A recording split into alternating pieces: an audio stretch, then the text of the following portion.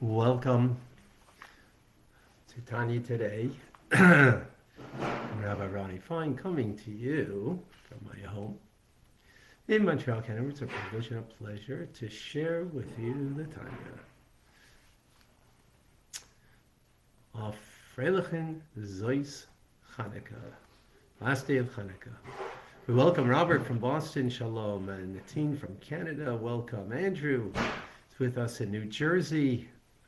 And Elise, Shalom. Rusty in Texas.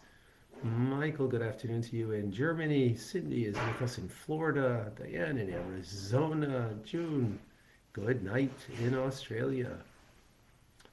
The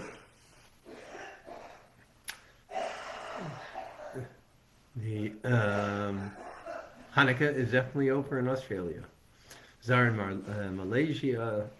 Shalom. Darren in the Philippines. Welcome back. Clem.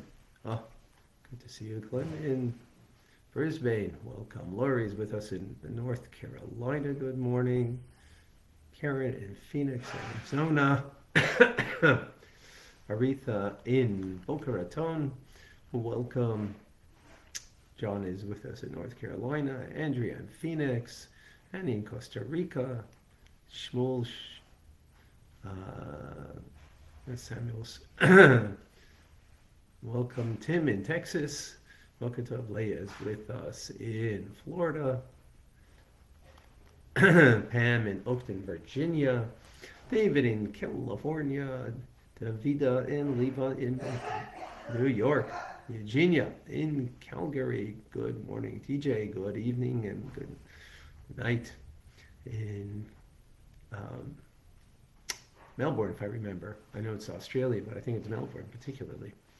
I will say Australia, but I think it's Melbourne. Greg and Paula in Bakersfield, welcome. Sandy in Michigan. Samita in Julie in Florida is with us. We have Vilma, Batya, Jeffrey, Adam, Judean. I think that's Michael, right? Yeah, Michael. Okay.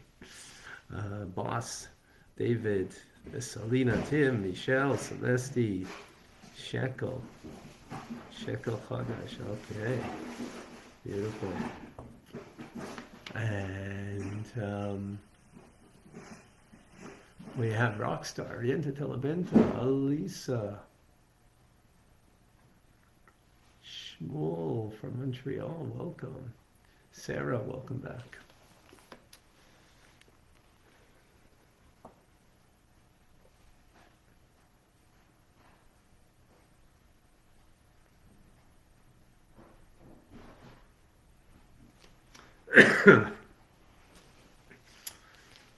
We continue in the fourth chapter, crucial chapter that we yesterday went in great length, or the Alter Rebbe, excuse me,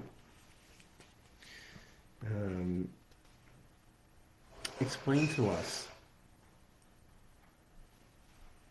why we need Torah and mitzvahs, the uniqueness of it, that we have a relationship not to God as merely what he does as creator, but to him himself. And what he does is he takes,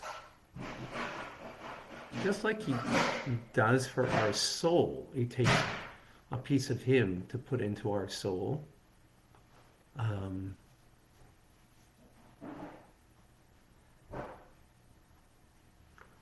Puts a piece of himself in us, in our soul. He takes a piece of himself and he puts it into the Torah itself. Now, meaning that he's contracted or compressed the infinite of him and put it into 613 commandments that we can understand, grasp, and with our minds, with our thoughts. So therefore we can have a connection to him through our thoughts of Torah. through the words of the 613 commandments in study of it, or in one of the mitzvahs that necessitates speech, like prayer, and then action. And in action, we have compressed in the act that we do a connection to God Himself. When you think about it for a moment, this is counterintuitive. Why is it counterintuitive? It's because I'm teaching right now, right? So,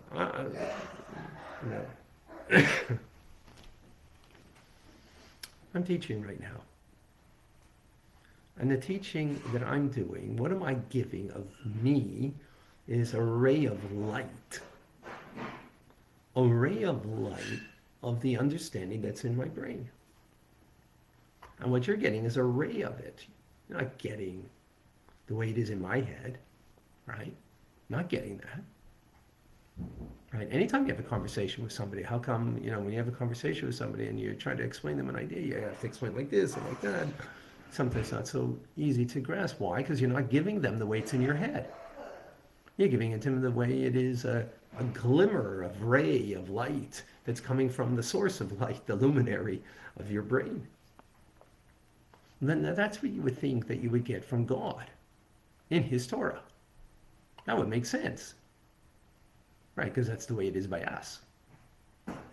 So then, when God is giving of Him His wisdom, so we're getting a glimmer of it. No, we're not. That's the novelty over here. We're not. We're getting Him, the essence of Him. We're getting the core of Him. It's like we're getting His brain. Again, that's very counterintuitive. That's not the way we would think. So there's a big chiddush here, a big novel idea. That now we're studying Torah and where we're concentrating and in our thoughts, right, that we comprehend. We're not getting a light of God. We're not getting His light. You're getting the light from me, of me, yes, but not of the teachings of Torah. The teachings of Torah, you're not getting a light of God. You're getting the source of light. You're getting the luminary. You're getting the brain itself, metaphorically. Well, we'll give the metaphor, right? That's what we're getting. Him. That's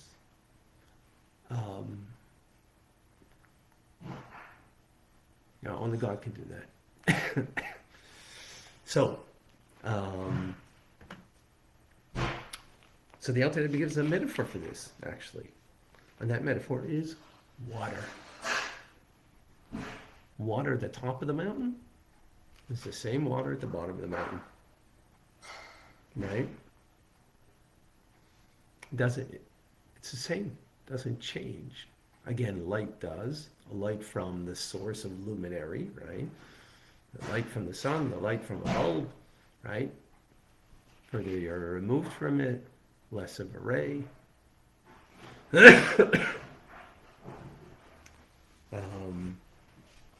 Which is, again, the usual way of communication.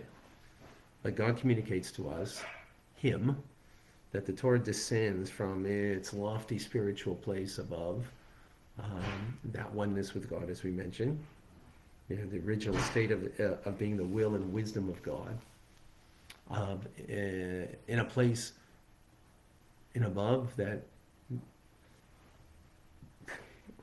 we wouldn't be able to comprehend, but God allows it to journey down. It comes down through Seder Ishtalshelus, through the order of creation, through everything, until, what does it do? It clothes itself in the materiality of this world, into material things, in the physical of this world. And therefore, all the mitzvahs,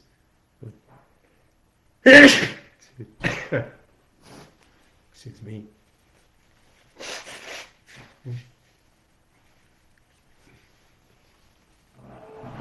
all of the mitzvahs express themselves in a physical way.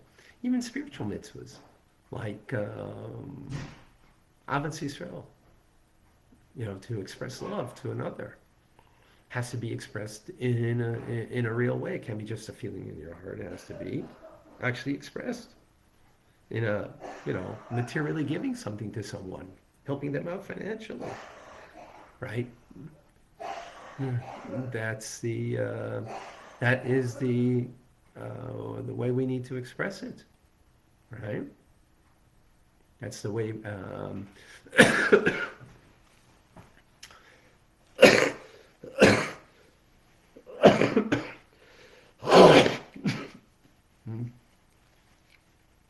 Excuse me.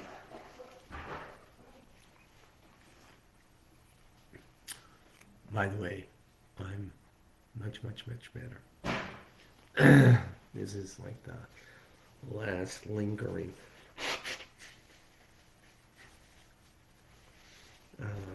bit of pain to deal with. And this is what we say in the blessing that we say Asher Kiddushanu b'mitzvotav, that He has commanded us in His mitzvah. In His mitzvah. It's His thing. And also we say Asher nasan lanu Torah, that He gave us His Torah. He didn't give us a ray of light from Him. He gave us Him. And how is this? Because it comes and expresses itself in the physical material in this world, every mitzvah that we need to fulfill. Right? Whether it's the act of putting on tefillin, or as we just mentioned, even the act of loving kindness has to be expressed by giving, by expressing it in a material, physical way. So why did God do this? Why did He bring it down into the physical world this way? So this way we can have our thought can grasp Him. In other words, if you want to grasp Him through science and creation, forget it. You're getting a ray of light. That's what you're getting. You're getting a ray of light of God, right? In what He does. You want to grasp Him, God? Well, you could, as we're doing right now in Torah study. You want through speech and action, right, which is lower than thought, to be able to grasp? Well, we can.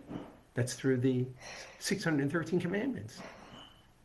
Say it's 613 commandments as they are enclosed in them. That when we do it, when we do a commandment, a mitzvah fully,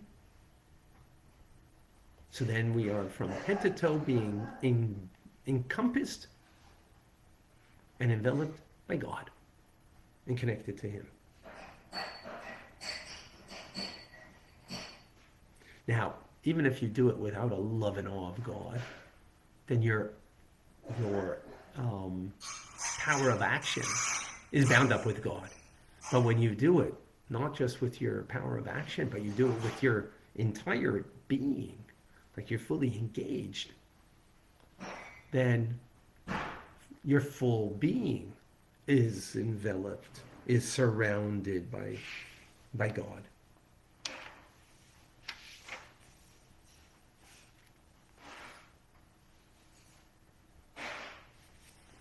Which is amazing.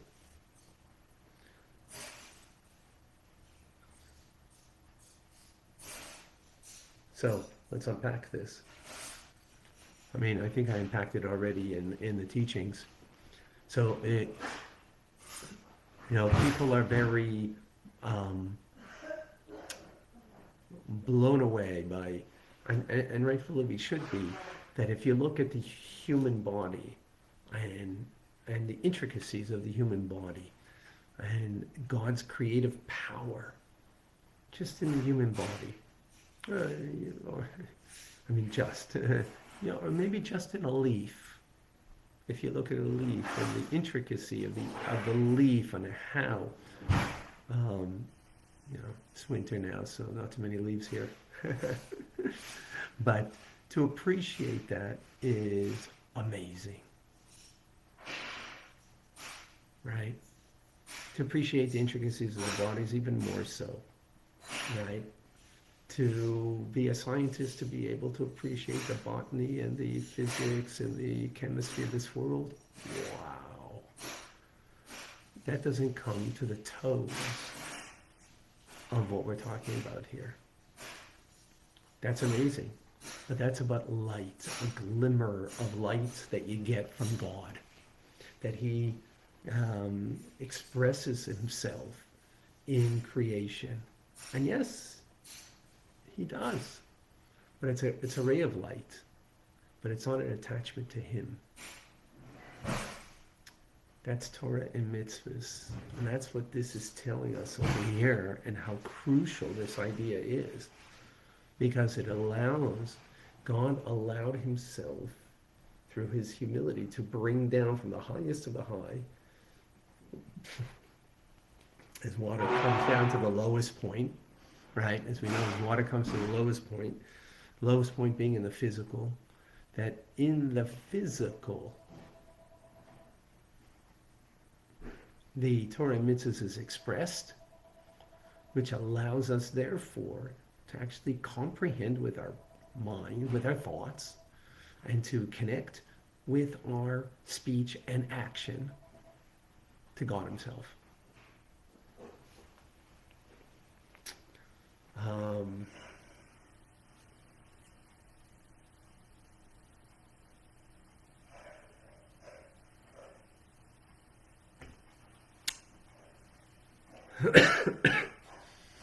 Powerful idea.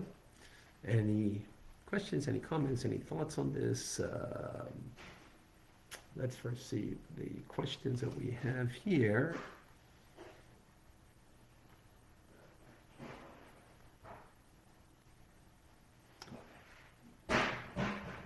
Davida, are there questions? I don't see any. I'm reminded to put question marks first, and then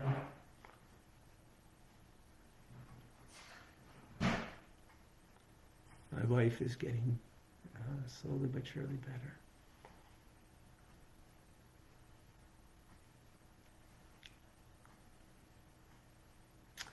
Lori, is humility because Torah is here, but our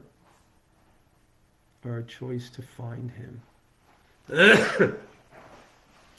Well, when we spoke about humility, we're speaking about God's humility, that his greatness you'll find in a humble place, just like water from the top comes down to the lowest point, right? So if God is expressing himself in the physical, think about it, it's very, it's humble. It's completely the opposite of the, intuition that a person would have. Intuitively, we think, God is beyond, so therefore he's going to express himself in a beyond way. No, he's expressing himself in physical things, taking a coin and putting it into a box of charity, or giving to those that need.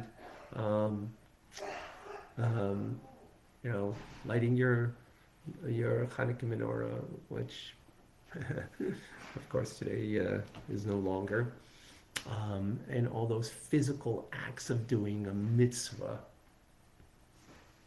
So in that, he's contracted and put himself, condensed, so to speak, or put the infinite of him, and it's still the infinite of him. That's the paradox, right? It's still the infinite of God that we're getting, because we're getting him now that we're learning, now that we're doing a mitzvah. That's I hope I expressed it well. So when you're saying that, when it comes to humility, yes, so we have a choice of humility, of course. Right, it's our choice to find Torah, exactly. It's our choice, totally. John, during the process of Hishtalshelus, is there a hidden wisdom of the Torah that we will receive when Mashiach comes?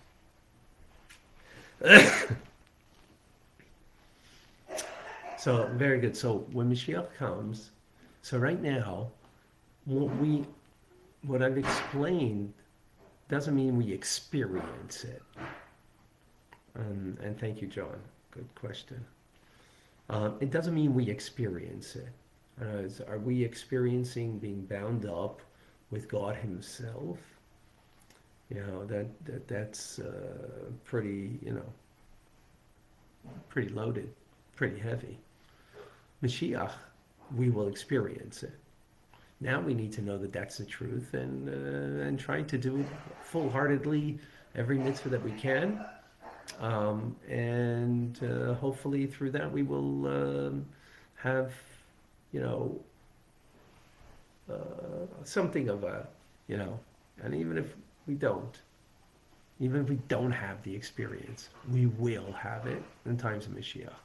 Absolutely. So very good, John. Very good. Excellent. Excellent. Is there on Instagram any questions?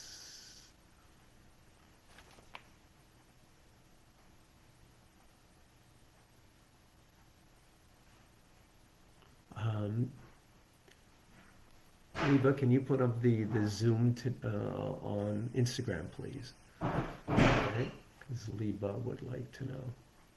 Okay, Rambam, Maimonides, today at 1 o'clock, and it's on Zoom. All right.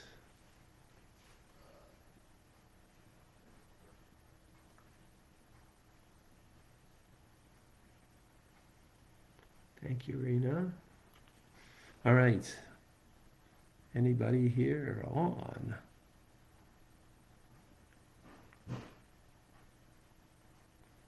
Anybody?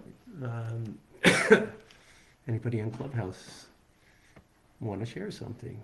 I'm very quiet on Clubhouse. Jeffrey, I haven't heard from you. Marcy, Kaliana, also.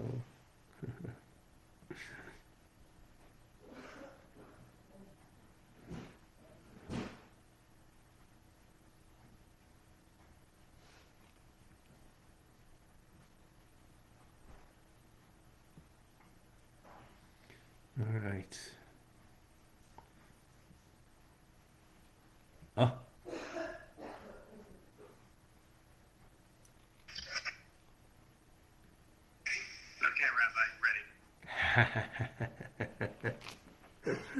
Go for it.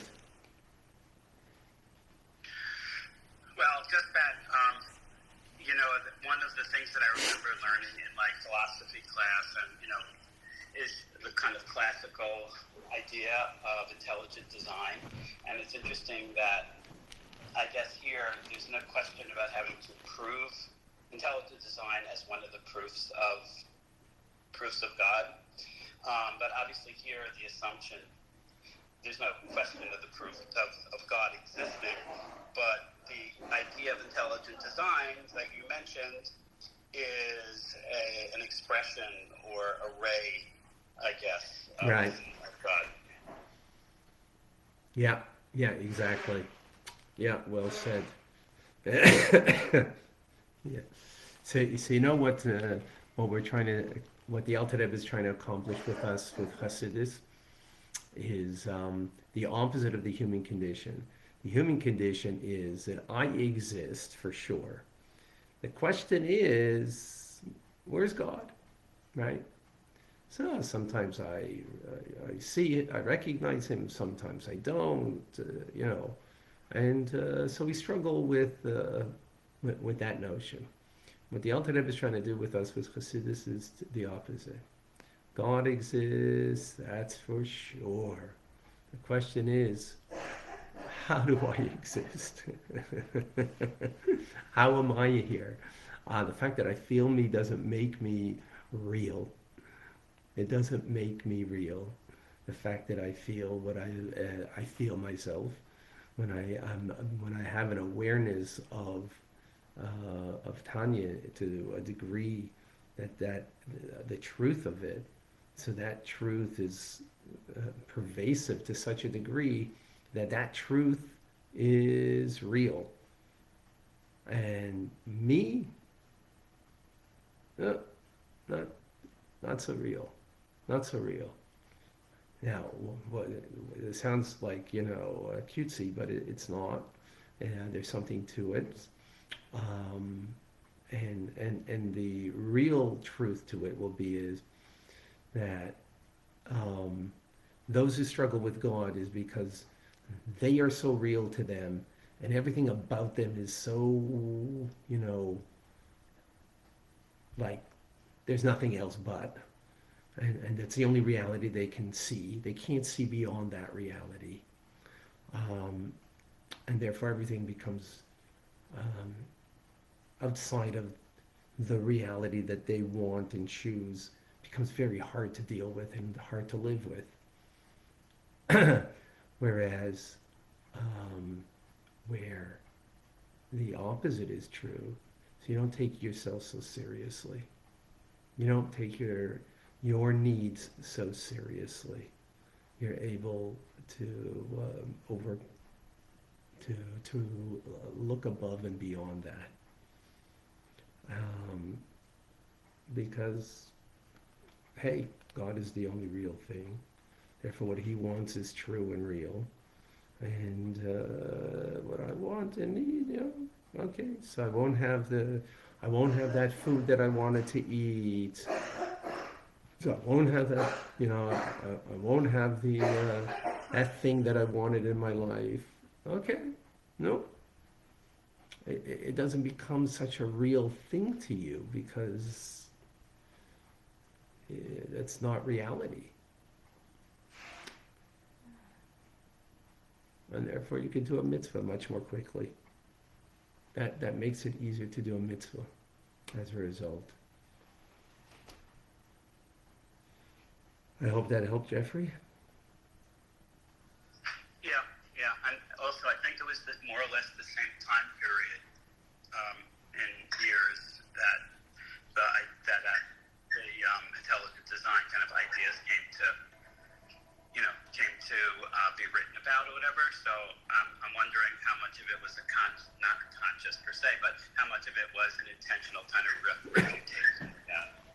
That's a good question. I don't know. Good question.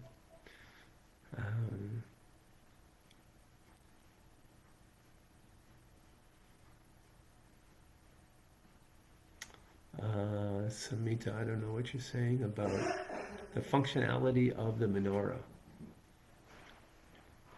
The menorah in the Holy Temple had 7 branches to it, which actually represent the 7 midas, the 7 emotions, right? But that's another idea. Okay, Boaz from Azerbaijan. Okay. All right, Jeffrey, thank you. Anybody else? All right. We will conclude tomorrow, chapter 4, this really important chapter. I'm Rabbi Ronnie Fine, coming to you from my home in Montreal, Canada, where it's a privilege and a pleasure to share with you the Tanya. Have a wonderful day. And a Freilichen Zeis Chanukah, the end of Hanukkah, for those who still have it.